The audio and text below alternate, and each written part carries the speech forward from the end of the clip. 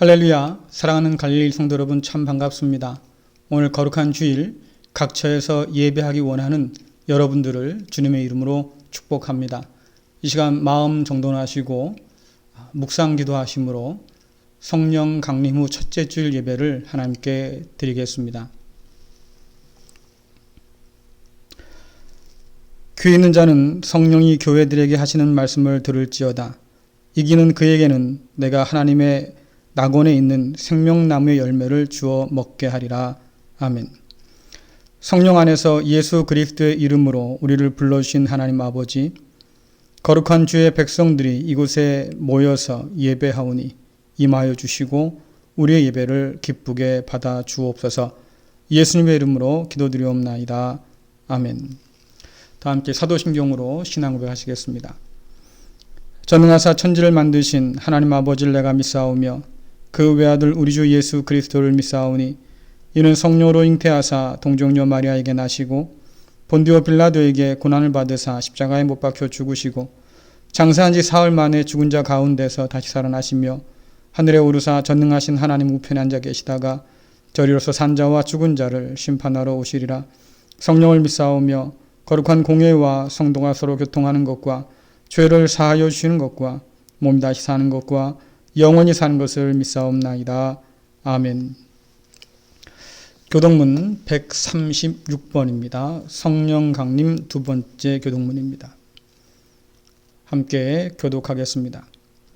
그 후에 내가 영을 만민에게 부어주리니 너희 자녀들이 장래일을 말할 것이며 너희 늙은이는 꿈을 꾸며 너희 젊은이는 이상을 볼 것이며 그때 내가 또 내 영을 남종과 여종에게 부어줄 것이며 내가 이적을 하늘과 땅에 베풀리니 곧 피와 불과 연기 기둥이라.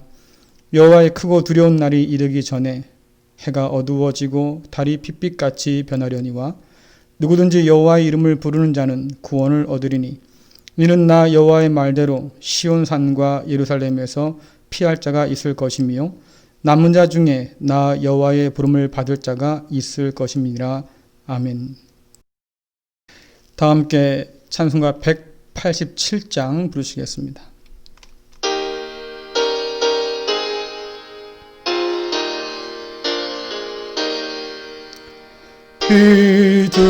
비둘기같이 온유한 은혜의 성령 오셔서 거친 마음으로 만지사 위로와 평화 주소서.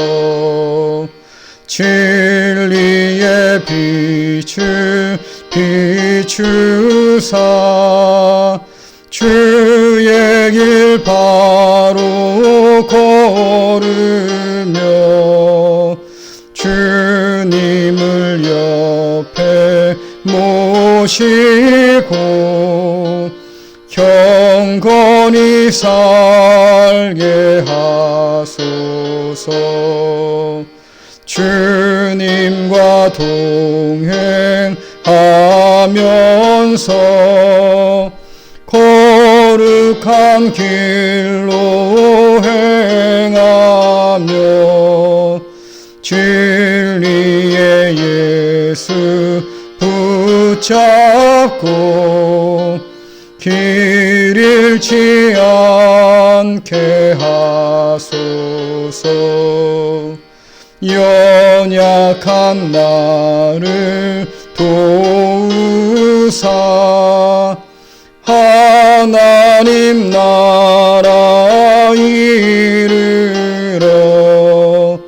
주님의 품에 안기는 영원한 안식 주소서.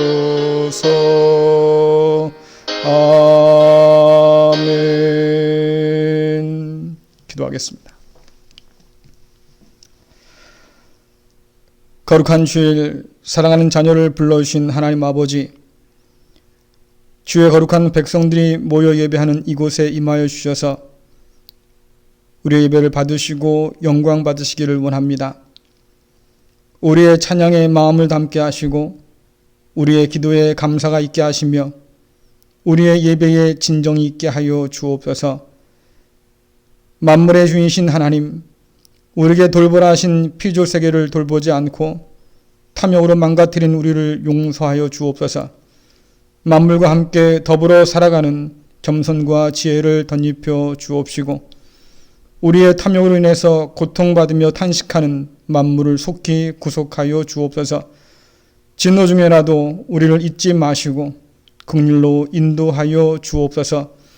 6월은 분단된 민족의 끝나지 않는 아픔을 기억하는 달입니다. 통일을 바라는 마음조차 심해지는 이때에 민족의 화해와 평화를 위해서 또한 주님의 손에서 두 막대기가 하나 되듯이 분단을 극복하고 하나 되는 통일을 위해서 기도하고 행동하는 교회 되도록 성령의 능력으로 더하여 주옵소서. 앞을 알 수 없어 불안한 오늘 아버지 하나님 꺼지지 않는 소망을 더하여 주시고 하나님의 백성과 자녀를 돌보시는 그 은혜 가운데 사로잡혀 살 수 있도록 우리 모두를 주장하여 주옵소서. 오늘 예배 가운데 주신 말씀 받습니다. 아버지 하나님 깨닫게 하여 주시고 순종토록 인도하여 주시고 무엇보다 삶의 열매로 맺어지는 말씀 되도록 하나님 은혜를 더하여 주옵소서. 예수 그리스도의 이름으로 기도드리옵나이다. 아멘. 오늘 우리에게 주시는 말씀은 마태복음 12장 31절부터 32절까지의 말씀입니다. 제가 봉독해 드리겠습니다. 그러므로 내가 너희에게 이르노니 사람에 대한 모든 죄와 모독은 사하심을 얻되 성령을 모독하는 것은 사하심을 얻지 못하겠고 또 누구든지 말로 인자를 거역하면 사하심을 얻되 누구든지 말로 성령을 거역하면 이 세상과 오는 세상에서도 사하심을 얻지 못하리라. 아멘. 할렐루야. 네, 우리 함께 인사 나누겠습니다. 반갑습니다. 반갑습니다. 네, 어려운 때지만 그래도 여러분들 한 주간 동안 잘 지내셨지요? 예, 건강 조심하시고요. 또 여러분의 믿음을 잘 지켜가기 위해서 애쓰고 분투할 수 있기를 간절히 바랍니다. 우리 한 번 더 인사 나눌까요? 성령 충만합시다. 성령 충만합시다. 성령 강림 주일 두 번째 주일을 맞이했습니다. 여러분들 우리가 이곳에 나와 있을 때 여기 누가 계셔요? 여기 누가 계셔요? 보이진 않으시지만 영으로 하나님께서 함께 계신다고 우리는 믿고 또 예배하고 있습니다. 하나님 앞에 있다고 하면 여러분들 우리의 자세, 우리의 마음가짐, 우리의 태도 조심하셔야죠. 그렇죠?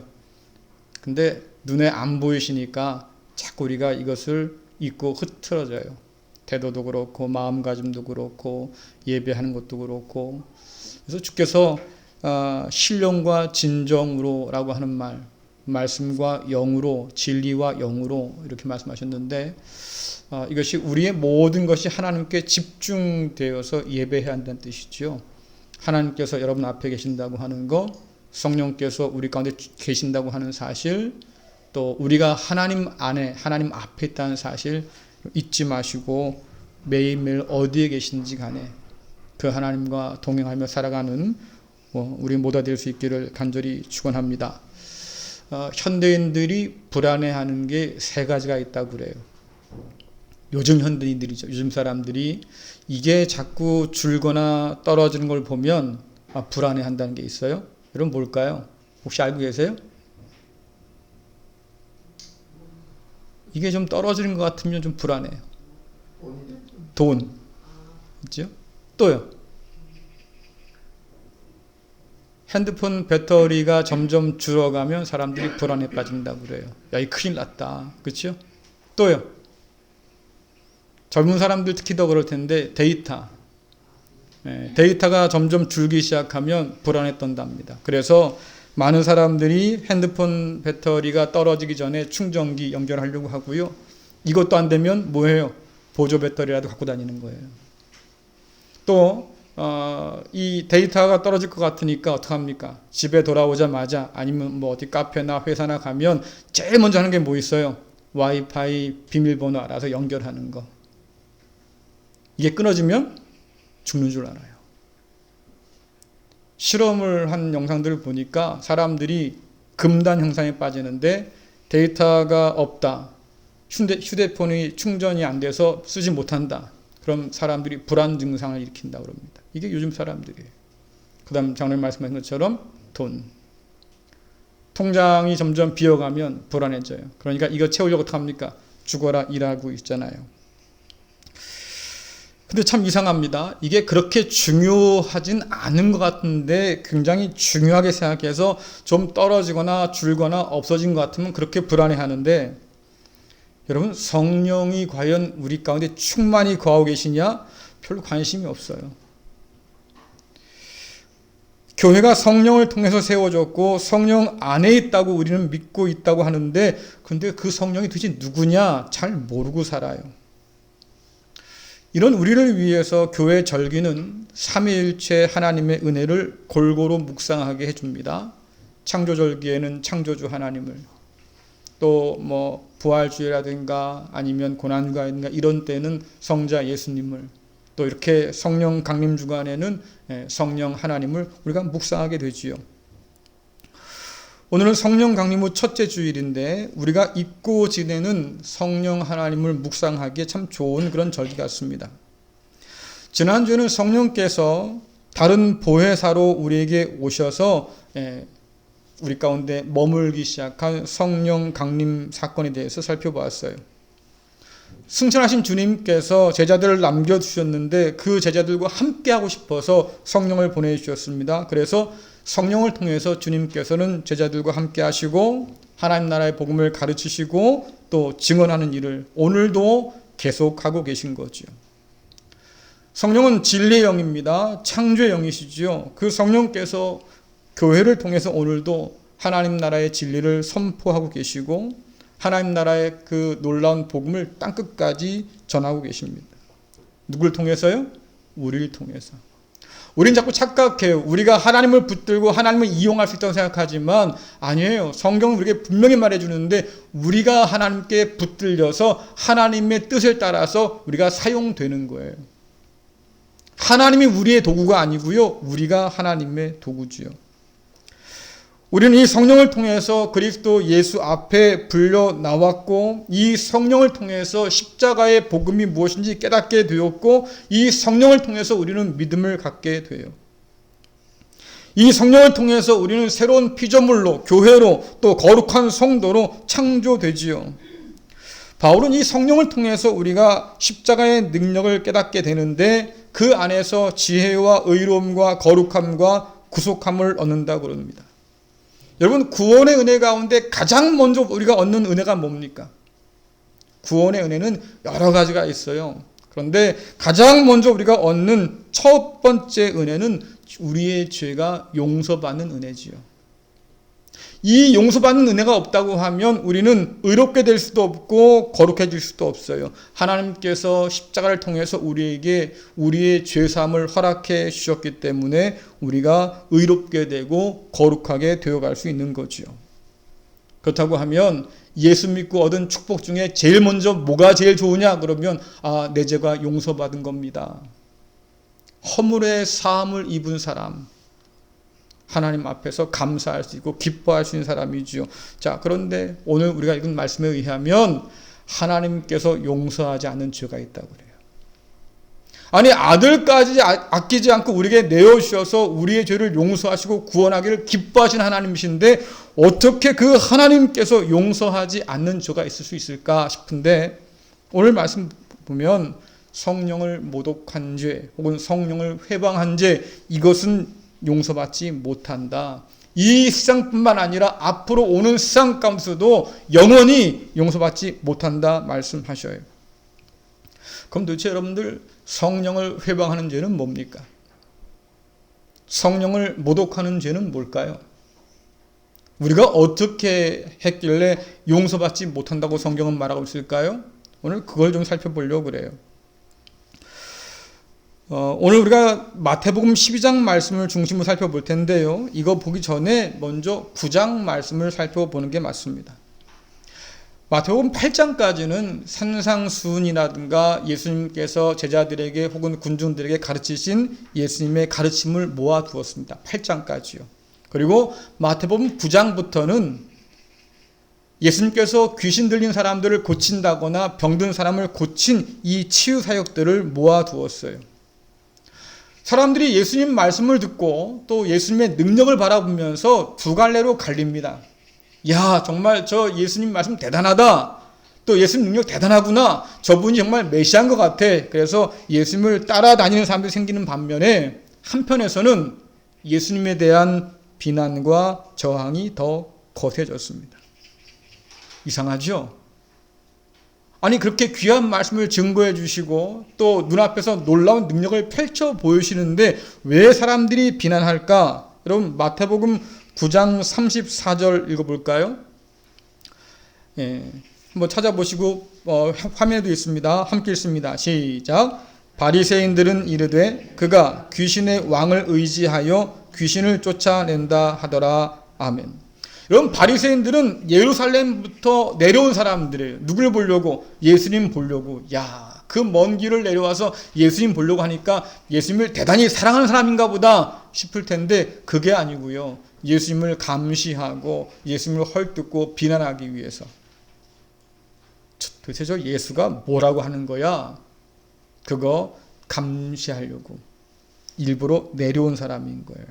그래서 예수님의 일거수일투족을 감시하면서 사사건건 시비하려고 말이죠. 예수님을 찾아온 사람들이에요. 그런데 그 사람들의 이야기를 들어보면 예수님께서 정말로 귀신을 내쫓고 병을 고치셨구나. 그들도 인정해요. 그걸 부정하진 않아요. 그런데 중요한 건 뭡니까? 그게 누구의 능력으로 고친 거냐? 그렇죠? 귀신을 내쫓는 걸 우리 눈으로 봤는데 그러면 예수가 도대체 무슨 힘을 가지고 귀신을 내쫓은 거냐? 도저히 나을 수 없는 사람이 고침받고 낫는 걸 봤다 그 말이에요. 문둥병자도 고침받고 말입니다. 눈먼자도 눈을 뜨고 정말 놀라운 일을 행했는데 도대체 무슨 능력으로 그 일을 한 거냐 하는 얘기죠. 오늘 우리가 읽은 말씀 배경이 되는 12장 말씀도 보면 귀신 들려서 눈 멀고 또 말 못하는 사람을 주님께서 고쳐주셨어요. 그러니까 이걸 보면서 사람들이 예수님을 칭송하기 시작하지요. 주님께서 다윗의 자손이구나. 다시 말씀드리면 오겠다고 하셨던 그 메시아구나. 하나님이 우리에게 보내주신 그 구원자구나. 사람들이 그렇게 예수님을 칭송을 해요. 그런데 바리새인 생각은 좀 달라요. 말씀 보겠습니다. 여러분들 마태복음 12장 23절부터 24절 말씀 같이 한번 읽어보겠습니다. 시작. 무리가 다 놀라 이르되 이는 다윗의 자손이 아니냐 하니 바리새인들은 듣고 이르되 이가 귀신의 왕 바알세불을 힘입지 않고는 귀신을 쫓아내지 못하느니라 하거늘. 아멘. 여전히 똑같은 말 하잖아요. 예수님께서 귀신의 힘으로 귀신을 쫓아냈다 그 말이에요. 여러분, 사람이 말이죠. 너무 잘 나가는 사람 보면 시기가 있어요. 이전까지만 해도 바리새인이 유대인 중에서 제일 존경받는 사람이었거든요. 야, 저 사람들은 의인이구나. 율법을 잘 지키는 사람이구나. 하나님에 대한 열정이 정말 대단한 사람이구나. 높임받던 사람들이에요. 그런데 어느 순간부터 사람들이 말이죠. 예수님을 따라다니기 시작하는 거예요. 시기가 나지요. 질투가 나요. 근데 단순히 그것 때문일까? 아니요. 다른 진짜 이유가 있어요. 여러분들 마태복음 12장 14절 말씀입니다. 같이 한번 읽어보겠습니다. 시작. 바리새인들이 나가서 어떻게 하여 예수를 죽일까 의논하거늘. 여러분, 중요한 말씀이에요. 지금 바리새인 마음 가운데는 뭐가 있습니까? 저 예수를 죽여야겠다. 어떻게 하든지 죽여야겠다. 이 결심이 선 거예요.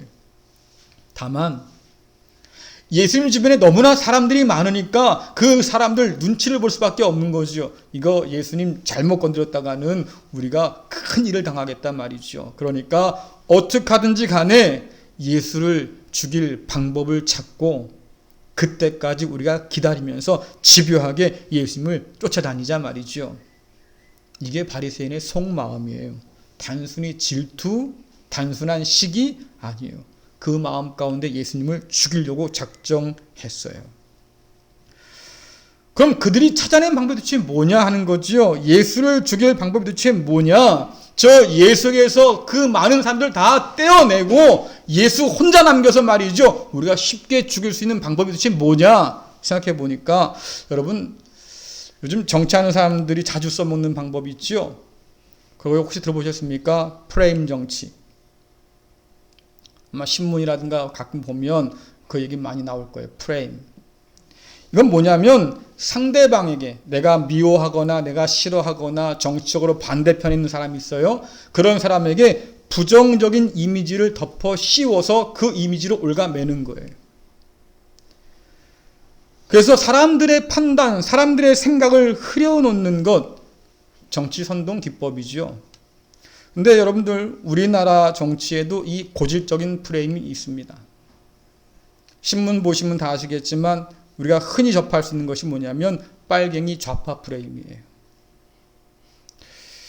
일단 이 프레임이 작동하면 멀쩡한 사람, 공부 많이 한 사람, 판단이 그래도 제대로 할 수 있을 것 같은 사람인데 말이죠. 생각이 마비되고 판단이 흐려지기 시작합니다. 여러분이 지금은 자유롭게 다니시지요. 대통령 욕도 막 하고요. 여러분 제가 어릴 시절에 대통령 욕하면 말이죠. 잡혀갔어요. 그 자리에서. 근데 지금 잡혀가요? 우리는 이 자유를 피부로 못 느끼죠.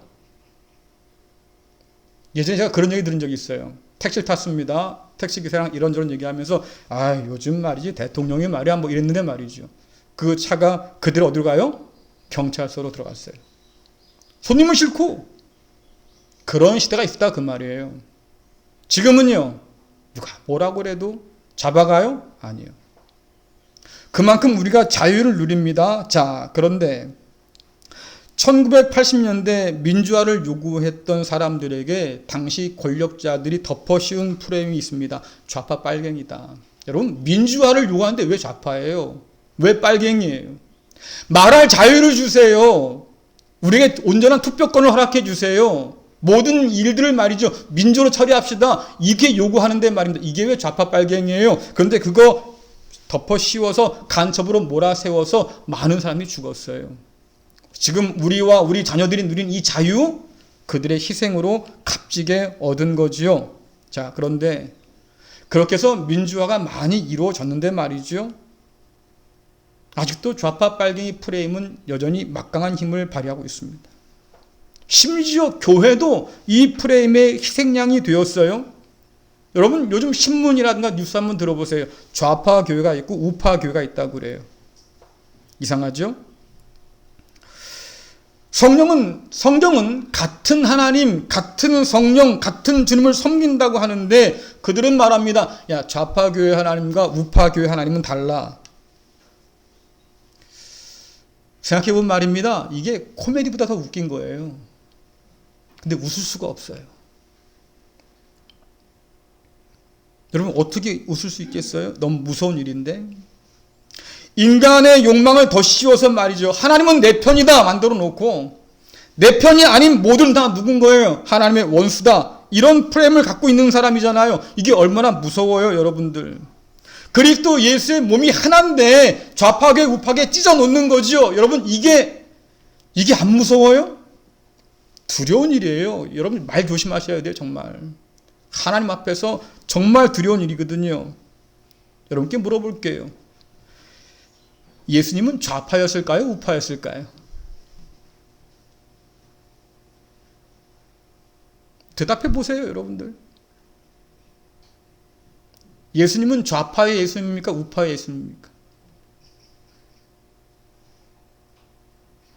여러분들 한 가지 더 물어볼게요. 하나님은 좌파일까요? 우파일까요?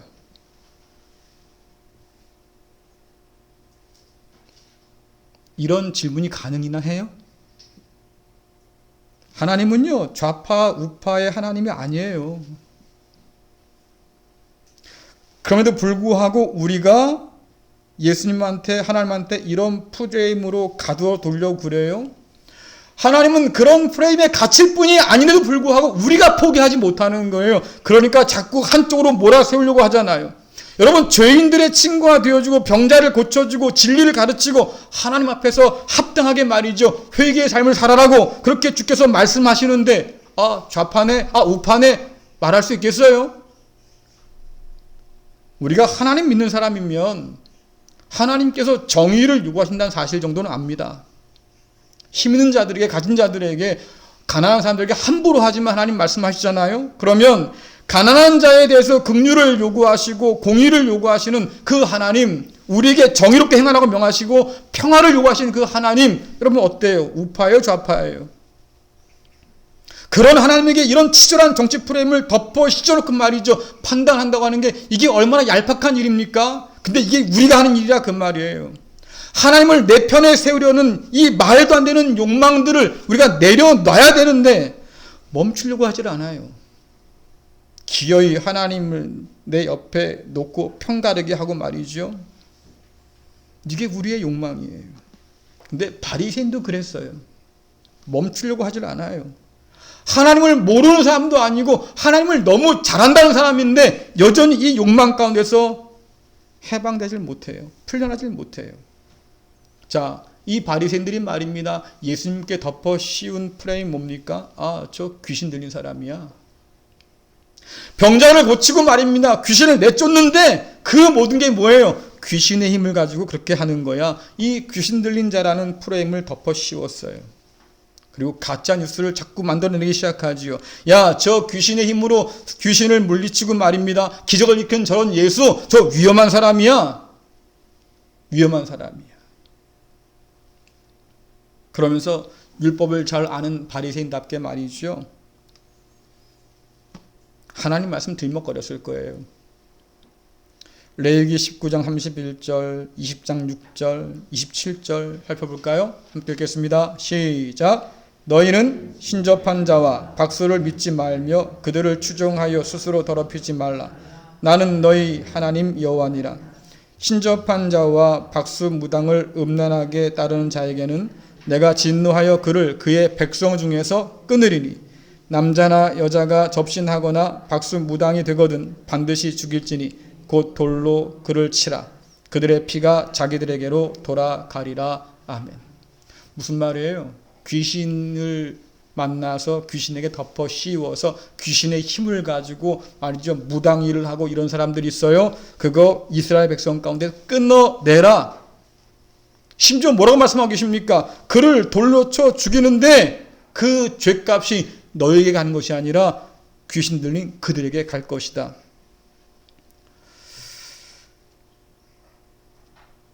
여러분, 이 말을 가지고 예수님이 귀신 들렸다 이런 프레임을 덮어 씌운 그 의미를 생각해 보면 예수님을 따르는 사람에게는 협박 같은 얘기예요.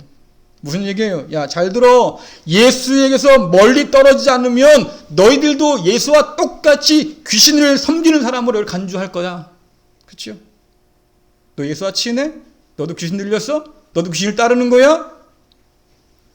그러니까 이쯤에서 예수에게 떨어져라 말이죠. 본래 너희들 자리로 돌아가라 말이에요. 그렇지 않으면 너 재미없을 거다. 협박이에요. 고민되는 거죠. 그 순간에. 왜냐니까 여러분 길거리 동네 건달 협박이 아니에요. 바리새인 이 사람들은 당시에 사람들을 둘로 나눴습니다. 죄인 아니면 의인이에요. 자기는 의인이지요. 그리고 죄인이라는 프레임을 누구한테 씌워요? 율법을 잘 지키지 못하는 가난한 사람들에게 덮어 씌워요. 그리고 정죄하기 시작합니다. 너 율법 못 지키지, 너 죄인이야. 이 프레임을 가지고 유대 사회를 지배했던 사람들인 거예요. 그러니까 권력자들인 거죠. 근데 이렇게 힘 있는 사람들이 말이죠. 유대 사회를 쥐락펴락하는 이 사람들이 야, 예수 귀신 들린 사람이야. 귀신의 힘을 가지고 고치는 거라고. 그러니까 그 예수를 따라다니면 너도 똑같이 귀신을 섬기는 사람인 거야. 조심해. 예수랑 같이 다니지 마. 뭐 하지 않으려면? 쫓겨나지 않으려면. 경고인 거예요. 협박인 거지요. 자, 여러분들 요한복음 9장 22절 주보했습니다. 같이 한번 읽어볼까요? 요한복음 9장 22절 시작. 그 부모가 이렇게 말한 것은 이미 유대인들이 누구든지 예수를 그리스도로 시인한 자는 출교하기로 결의하였으므로 그들을 무서워함이로라. 여러분 그 밑에 있는 말씀 42절 보세요. 읽어볼까요? 시작. 그러나 관리 중에도 그를 믿는 자가 많되 바리새인들 때문에 드러나게 말하지 못하니 이는 출교를 당할까 두려워함이라. 아멘.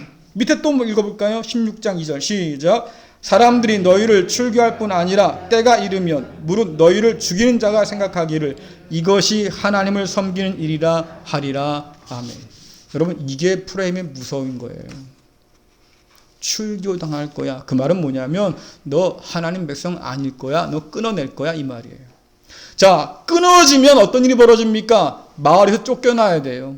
직장에서 쫓겨나야 돼요. 회당에 들어갈 수도 없어요. 성전에 들어갈 수도 없어요. 이방이니까. 여러분, 이게 얼마나 무서운 협박입니까?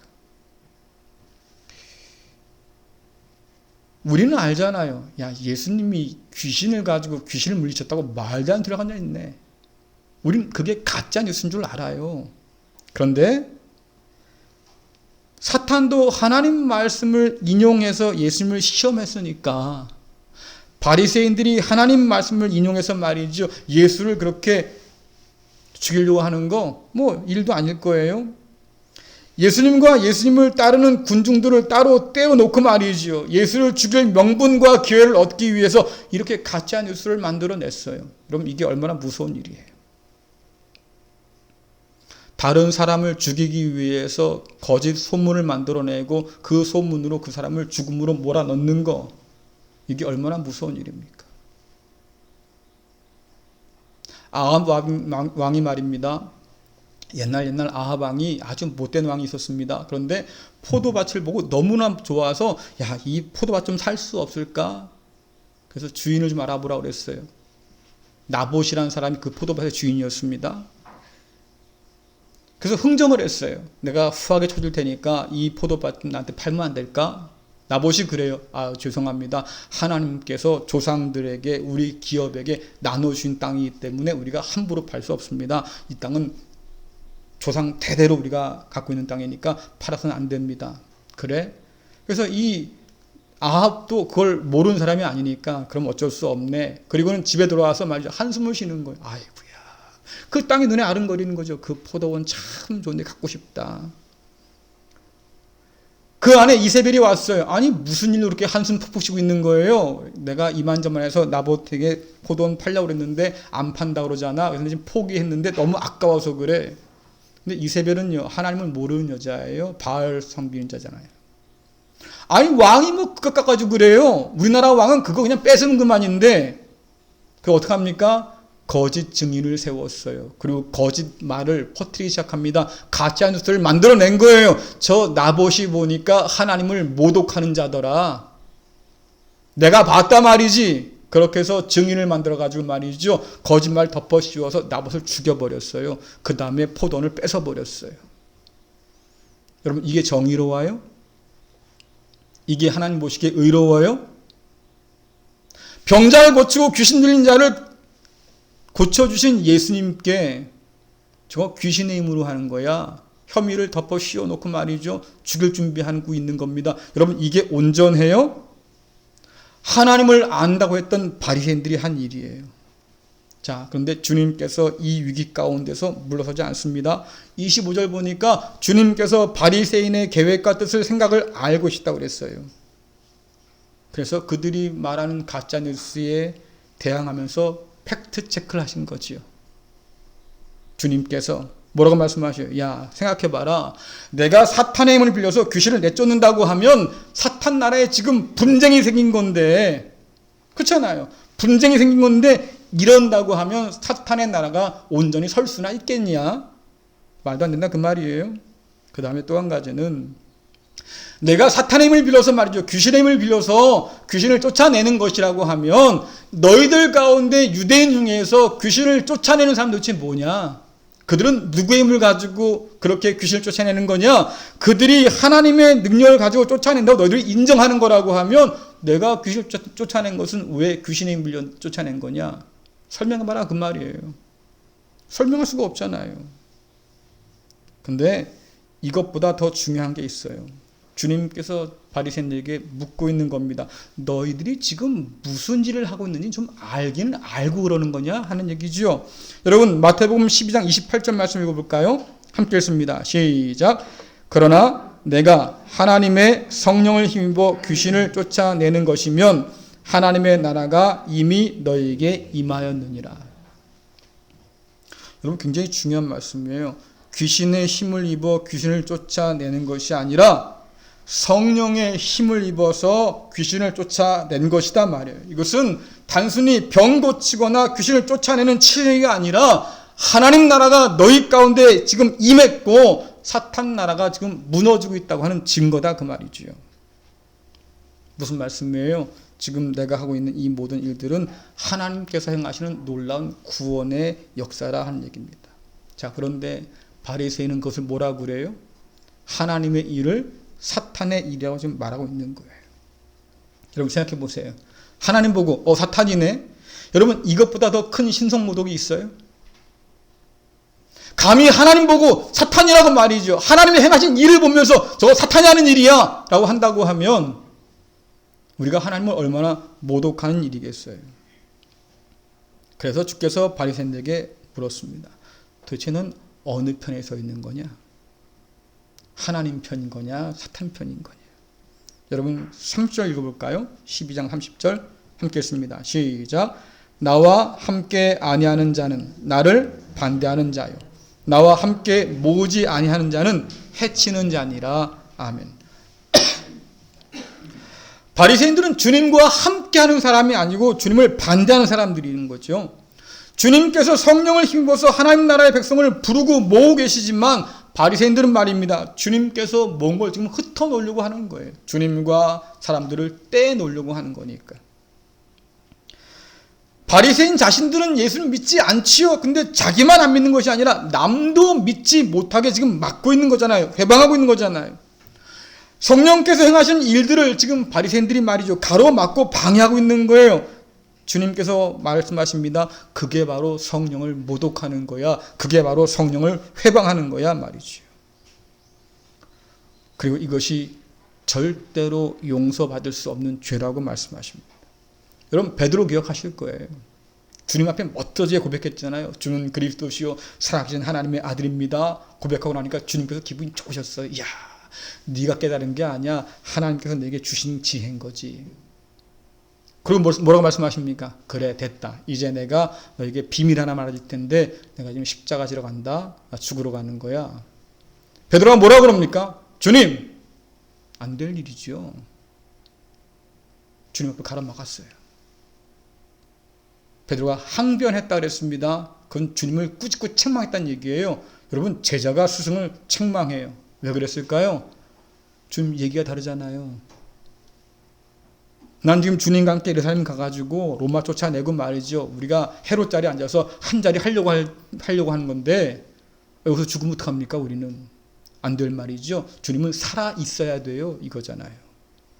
그럼 베드로 예수께서 뭐라고 말씀하십니까? 사탄아! 그렇죠. 사탄아! 왜 사탄이에요? 베드로가 예수님의 제자인데 말이죠. 사탄이에요. 근데 왜? 네가 하나님 일은 생각하지 않지.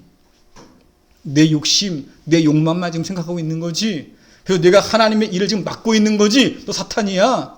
여러분들 주님의 일을 막아서는 것, 성령이 하는 일을 막아서는 것, 사람 일만 생각해서 말이죠. 하나님의 일을 생각하지도 않는 것. 성경이 말씀하십니다. 그거 사탄의 일이에요. 내 욕심에 하나님 뜻을 꺾으려고 하는 거 사탄이 하는 일이에요. 베드로는 예수님의 제자였지만 주께서 분명히 말씀하십니다. 너 지금 사탄 같아. 여러분 마태복음 12장 오늘 읽은 말씀 31절 32절 본문 말씀이죠. 같이 한번 읽어보겠습니다. 시작. 그러므로 내가 너에게 이르노니 사람에 대한 모든 죄와 모독은 사하심을 얻되 성령을 모독하는 것은 사하심을 얻지 못하겠고 또 누구든지 말로 인자를 거역하면 사하심을 얻되 누구든지 말로 성령을 거역하면 이 세상과 오는 세상에서도 사하심을 얻지 못하리라. 아멘. 여러분 사람이 사람을 말로 행동으로 모욕할 수 있어요. 요즘 연예인들 악성 댓글 막 달아가지고 말입니다. 그 연예인들이 명예훼손으로 고발하잖아요. 인격 모독을 당했다. 그래서 인격 모독죄로 명예훼손죄로 고발을 해요. 그럼 어떡합니까? 미안합니다. 잘못했습니다. 합의할게요. 제가 보상이 될 테니까 제발 좀 고소 취하해 주세요. 그래서 진심으로 사과하고 합의하에 보상해서 용서받기도 해요. 사람이 사람에게 그렇게 하는 거 용서받을 수 있다 그 말이에요. 심지어 오늘 주께서 뭐라고 말씀하십니까? 인자에게, 다시 말하면 예수님에게 그렇게 해도 용서받을 수 있다? 와. 근데 그럴 수 있다는 말이에요. 왜? 여러분, 예수님은 하나님의 아들이시지만 사람 되오신 분이잖아요. 그렇죠? 예수님의 고향 사람들이 예수님 보면 그렇습니다. 저 요셉의 아들인데, 마리아 아들인데, 예수님 안에 있는 하나님이 안 보여요. 사람들 눈에는요. 그러니까 예수님이 사람인 줄 알고 말이죠. 그렇게 함부로 할 수 있다 그 말이에요. 그러니까 거기까지는 이해한다 그 말입니다. 그런데 누구나 봐도 이것은 성령의 역사고 하나님의 능력이 들어간 일이고 구원의 사건인데 말이죠. 이것을 마귀가 했어, 사탄이 했어, 귀신의 일이야 이런다고 하면, 성령을 모욕하고 모독한다고 하면 용서받을 수 없다 그 말이에요. 한때 베드로가 주님을 부인하고 저주했었지요. 잘 몰라서 이게 예수님 이제 죽었구나. 그러니까 그렇게 했어요. 한때 바울이 말이죠. 예수님을 잘 몰라서 교회를 핍박하기도 하지 않았습니까? 근데 다 용서받았어요. 그거. 왜? 회개하고 돌아와서 주님 앞에 섰으니까. 그런데 그러지 않는 사람들, 성령을 모독하고 회개치 않고 여전히 악한 마음 가지고 있는 사람들 용서받지 못한다고 그래요. 한때 이 성령 회방죄 혹은 모독죄는 말이죠. 교회 안에서 그 의미와 뜻과 관계없이 악용되기도 했습니다. 예를 들면 방언이나 신유 같은 은사가 있다 없다 부인한 사람도 있잖아요. 그럼 그랬어요. 너 지금 성령의 은사를 부인하는 거야? 너 지금 성령을 회방하고 있는 거야? 이랬었어요. 심지어 말입니다. 목사의 그런 지도에 순종하지 않고 충성하지 않는다고 해서 말이죠. 너 지금 성령을 회방하는 거야? 이렇게 말했었습니다. 근데 성경은 그렇게 말하지 않아요. 성령 모독은 이런 거 관계없어요. 은사에 관해서 관계없습니다. 목사 앞에 순종하냐 충성하느냐 이거 관계없어요. 목사 사람인데 목사 성령이에요? 그렇잖아요. 여러분도 성령이 아니잖아요. 잘못할 수 있고 잘못한 것에 대해서 문제 제기할 수 있죠. 문제는 고의적으로 악의를 가지고 성령을 거슬러서 회개하기를 거절하는 사람, 분명한 성령 역사를 부정하는 것, 이것은 성령 모독죄고 용서받을 수 없는 죄라고 그래요. 주께서 말씀하십니다. 나무는 열매로 안다. 오늘 말씀에 그렇게 되어 있는데, 그렇게 해서 말씀하신 주님께서 34절에 보니까 말이죠. 성령의 역사를 사탄의 역사로 말하는 이 바리새인이 뭐라고 그럽니까? 야, 이 독사의 자식들아 그랬어요. 이 말을 바꿔보면 야, 이 사탄아 이런 말이에요. 그들이 마음으로 입으로 행동으로 말이죠. 하나님을 거역하면서 스스로가 사단 편에 서 있다는 것을 지금 증명한 거잖아요. 그러니까 주께서 말씀하신 겁니다. 너 지금 사단 편에 서 있는 거야. 너 지금 독사 새끼 같아. 너 지금 사탄이야. 누구한테요? 바리새인에게. 여러분, 하나님 모독하고 누가 살겠어요? 그렇죠? 하나님 모독하고 누가 살겠어요? 옛날에 왕을 모욕하잖아요. 그럼 그냥 사형이에요. 그냥 사형이에요. 왕을 모욕하고 누가 살 수 있겠습니까? 하물며 온 우주 만물의 주인 되신 하나님을 모욕하고 누가 살 수 있겠어요? 그러니까 용서받지 못한다 그 말이에요. 그래서 성령을 모독하는 죄, 성령을 회방하는 죄, 이것은 성령 안에서 살고자 애쓰는 성도와는 사실 관계가 없는 거예요. 그러니까 교회 교인 중에서 여러분들에게 당신 성령 모독죄야 이런 건 말이 안 되는 거죠. 자기를 늘 돌아보면서 말씀 앞에서 회개하고 말입니다. 하나님 뜻을 따라 살려고 애를 쓰는 성도에게는 이 성령 회방죄가 해당이 안 돼요. 그런데 한편으로 생각하면 우리에게는 언제나 이 두 가지의 가능성이 있겠구나. 우리가 지금 하나님을 믿고 의지하면서 복된 길로 가고 있는데 성경은 항상 우리에게 경고하고 있거든요. 저주의 길이 내 앞에 있으니까 조심해라 그러잖아요. 좋은 편을 택해라 말합니다. 바울이 그래요. 두렵고 떨림으로 여러분들의 구원을 이루어 가십시오. 두렵고 떨림으로. 불안해하라는 얘기가 아니에요. 조심스럽게 하나님 뜻을 살펴서 말이죠. 그 구원에 합당하게 살아라 이 말이에요. 사도 요한이 말합니다. 사망에 이르는 죄가 있는데 나는 그를 구하라고 말하지 않겠다. 하나님 모르고 죄 짓는 사람들이야 가서 복음을 전하고 말이죠. 회개하고 권면하고 그래서 그 죄에서 벗어나라고 우리가 구원할 수 있겠지만, 그러나 작정하고 하나님 부정하면서 작정하고 악의를 가지고 말이죠. 하나님을 저주하면서 그렇게 살아가는 사람들을 구하라고 하지 않겠다 그 말이에요. 왜? 이건 사망에 이르는 죄다 그 말이죠. 해결할 수 없는 죄라 그 말이에요.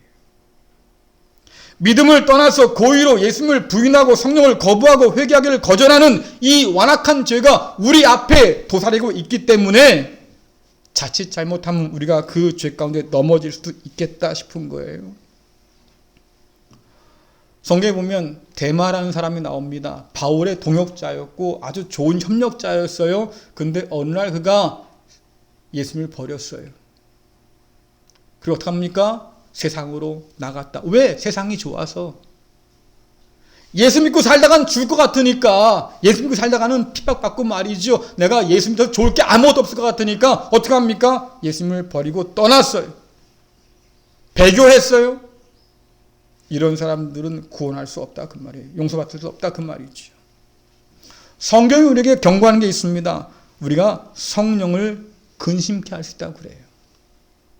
우리 안에 충만한 성령을 소멸케 할 수 있다고 그럽니다. 왜? 우리의 마음이 완고하고 완악해져서 성령에게 아무런 관심을 두지 않고 살아요. 성령의 음성에 귀를 기울이지 않고 살아요. 성령께서 너 회개하라 말씀하시는데 회개하지 않으려고 그래요. 너 순종하라 말씀하시는데 순종하지 않으려고 그래요. 그러니까 성령이 우리를 위해서 근심해요. 너 어쩌려고 그러냐.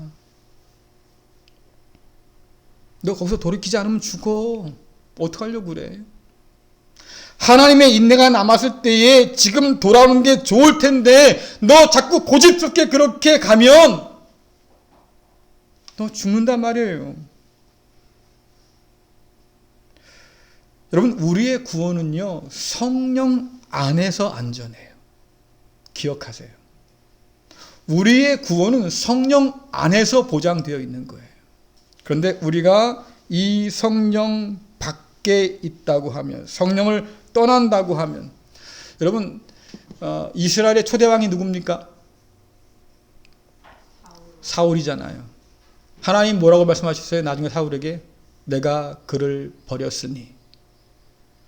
사무엘이 말이죠 너무 가슴이 아픈 거예요. 하나님 그래도 하나님께서 사랑하셔서 이 사울을 말이죠 이스라엘의 초대왕으로 세워놓으셨는데 하나님 이제 와서 이러시면 어떡합니까? 하나님 말씀하십니다. 다시는 그 일로 내게 구하지 마라. 왜? 내가 그를 버렸다. 성경 보니까 하나님의 신이 그를 떠났어요. 그렇죠? 예루살렘 성전의 말입니다. 에스겔서에 보니까 말이죠. 성전에 하나님이 임재해 계셨는데 하도 이스라엘 백성들이 말입니다. 우상 섬기고 자꾸 잘못을 하니까 말입니다. 하나님께서 어떻게 합니까? 하나님이 성전을 떠나버렸어요. 그리고 어떻게 돼요? 성전이 불타고 망했잖아요. 이런 일이 우리에게 있을 수 있다는 것. 우리가 성령을 떠난다고 하면, 그래서 하나님을 섬긴다고 하면서도 세상이 섬기는 돈과 권력과 쾌락의 우상에 빠져 산다고 하면, 주님께서 떠나신 그 죄에서 떠나지 않아서 말이죠. 하나님의 나라를 위협으로 받을 수 없는 그 죄에 빠져들어서 돌이키지 않는다고 하면 거짓에 우리의 눈과 귀가 멀고 닫혀버려서 말입니다.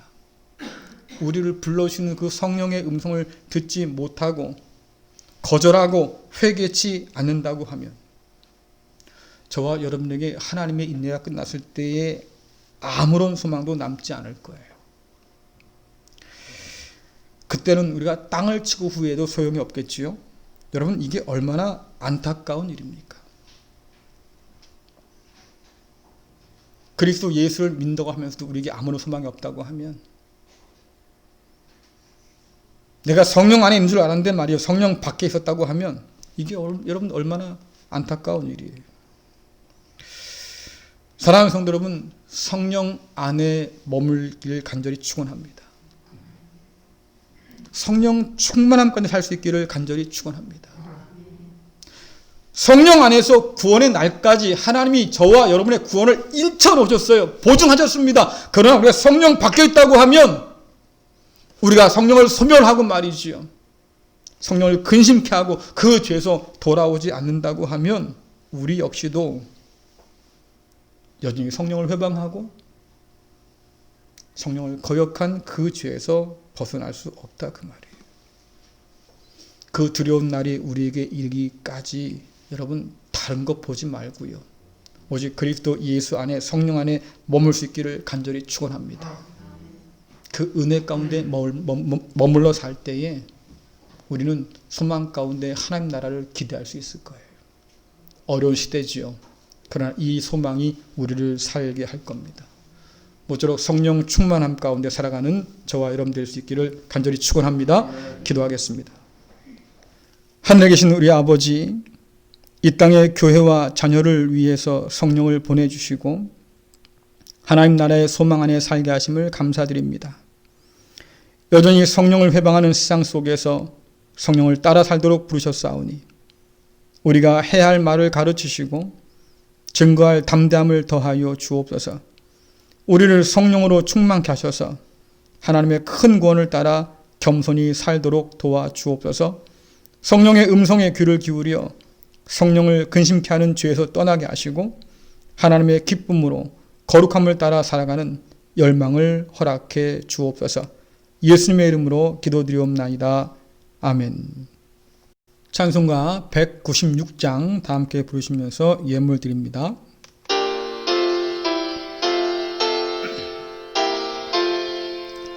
성령의 은사를 나에게 채우사 주님의 사랑 본받아 나 살게 하소서. 성령의 은사를 나에게 채우사 정결한 마음 가지고 나 행케 하소서. 성령의 은사를 나에게 채우사 더러운 세상 탐욕을 다 태워 주소서. 성령의 은사를 나에게 채우사 영원한 주님 나라에 나 살게 하소서. 아멘. 기도하겠습니다.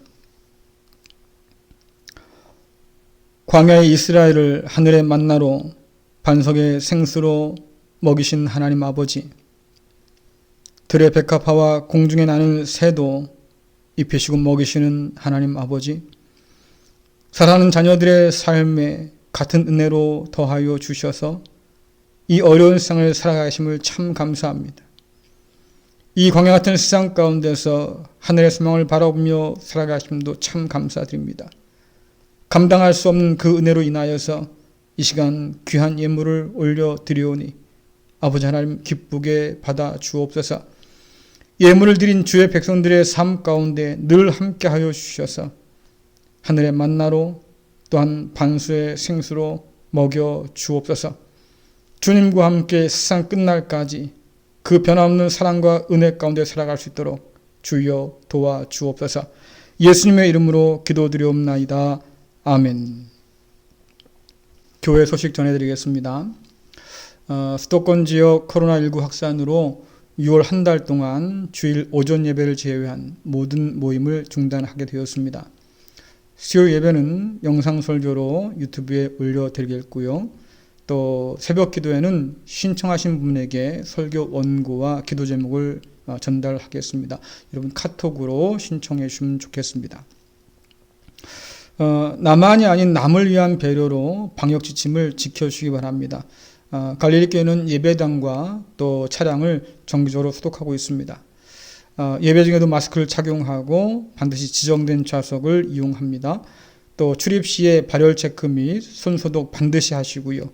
예배 전후 인사는 간단한 눈 인사로 대신하는 것이 좋겠습니다. 그리고 예배 후에는 신속히 귀가합니다. 예배 후에 생일자 기도하겠습니다. 찬송가 488장 부르신 후에 축도함으로 예배 마치겠습니다.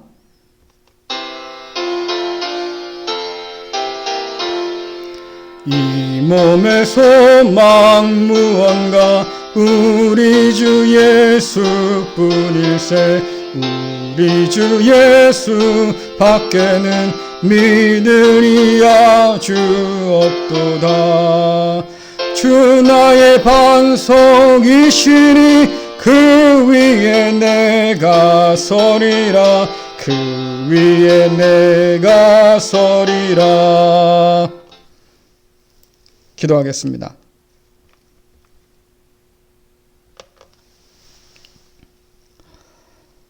이제는 우리 주 예수 그리스도의 은혜와 하나님 아버지의 크신 사랑하심과 성령님의 역사하심이 성령을 회방하는 세상 속에서 성령의 기쁨으로 살길 다짐하는 갈릴교회 모든 성도들과 저들의 가정과 자녀와 기업 위에, 또한 어려움 가운데 함께 의지하며 극복하기 위해 애쓰는 이 나라와 온 세계 가운데 세상 끝날까지 함께 하시기를 간절히 축원하옵나이다.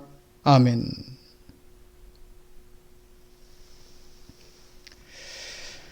오늘은 6월 생일자입니다. 안성준 청년, 이은지 청년, 김미영 권사님, 이희자 집사님, 김윤희 집사님 생일 맞으셨습니다. 늘 건강하시고 또 복된 날들 보낼 수 있기를 바랍니다. 기도하겠습니다. 참 좋으신 하나님 아버지 감사합니다. 우리 사랑하는 성도들을 6월에 보내주시고 한 가족 되게 하시고 이들을 통해서 놀라운 기쁨을 얻게 하심을 참 감사드립니다. 아버지 하나님, 늘 강건할 수 있도록 붙들어 주시고 이들의 모든 앞길들을 인도하여 주셔서 형통함으로 덧입혀 주옵소서. 주님께서 이 땅 가운데 보내신 삶의 목적들을 이루고 성취함으로 하나님께 영광 돌릴 수 있도록 주여 도와 주옵소서. 예수님의 이름으로 기도드리옵나이다. 아멘. 네, 축하드립니다. 또 이번 한 주간도 주님의 은혜 가운데서 승리할 수 있기를 간절히 바랍니다. 마치겠습니다.